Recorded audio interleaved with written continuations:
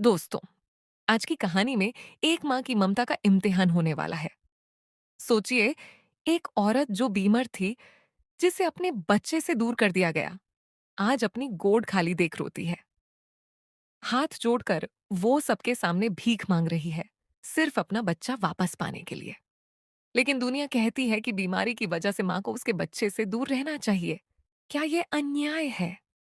क्या ये सही है? आरंभी ने फैसला कर लिया है कि वो अपने बच्चे की कस्टडी के लिए कोर्ट में केस करेगी और तंदोन्स को ऐसा झटका देगी कि उनकी नींव हिला देगा। मगर अवंतिका ने अपनी चाल चल दी है। सबूत गायब, घर वालों की आंखों में नफरत, और आरंभी को घर से निकाल दिया गया। क्या आरंभी अपना बच्चा वापस पा पाएगी? ध्रुव का साथ क्या बदलाव लाएगा? पूरी कहानी जानने के लिए हमारे साथ अंत तक जरूर बने रहिए। आरंभी आज अपनी पूरी जिंदगी की लड़ाई लड़ने के लिए खड़ी थी। उसकी आंखों में आंसू नहीं, बल्कि एक आग थी। उसकी गोद खाली थी और सीना दर्द से भरा हुआ था। उसने हाथ जोड़कर उन लोगों के सामने भीख मांगी जिन्हें वो अपना समझती थी। बोली, प्लीज मेरी बात सुन लो। मैं बीमार थी। क्या इसका मतलब ये है कि मुझे पूरी जिंदगी अपने बच्चे से दूर रखना चाहिए? लेकिन आज मैं सिर्फ अपने बच्चे के लिए लौटी हूं। और सबसे बड़ी बात, जिस इंसान ने मुझे ठीक किया, वो भी तुम ही लोगों में से है। मैं हाथ जोड़कर भीख मांगती हूँ, प्लीज मेरी मदद करो। मुझे मेरा बच्चा वापस दिलाओ। उसकी आवाज में दाढ़ की वो गहराई थी जो पथार को भी पिघला दे। मगर सामने वाले चेहरों पर तरास की जगह सिर्फ बेरुखी थी।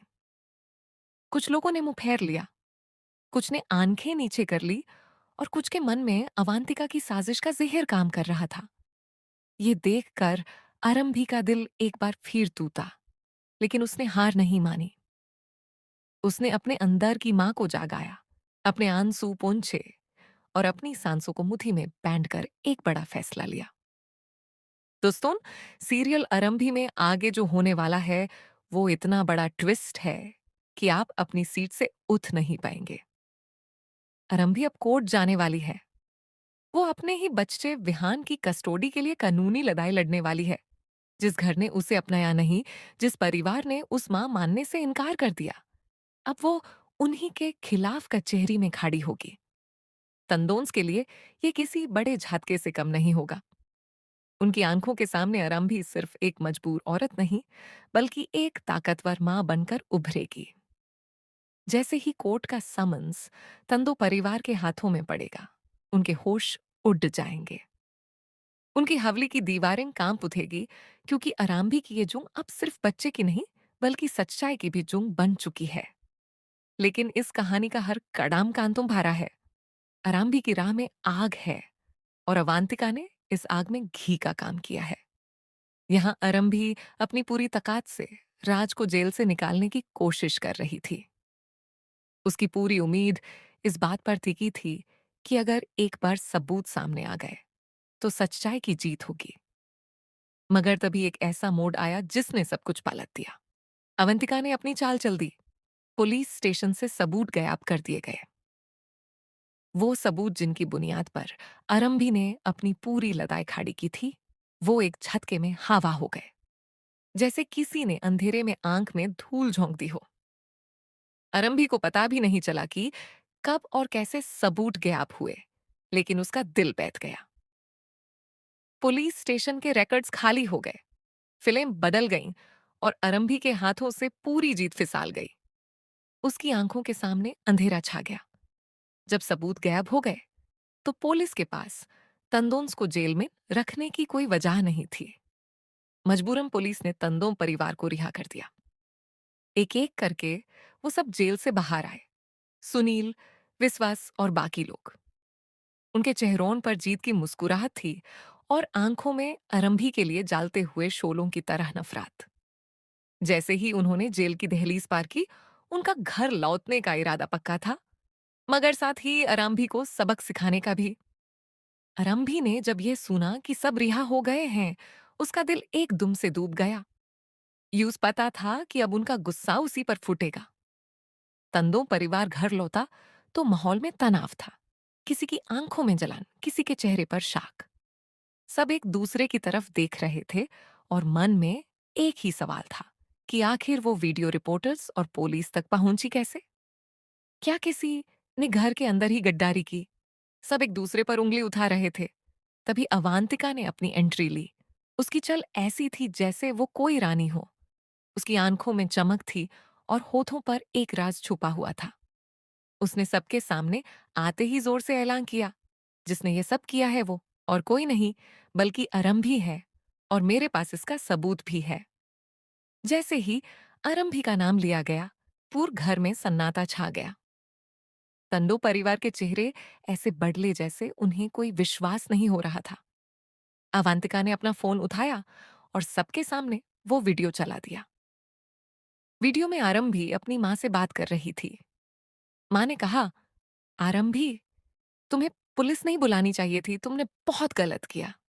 और आरंभी ने जवाब दिया, मुझे ये करना पड़ा क्योंकि टंडोन्स जो कर रहे थे वो गलत था।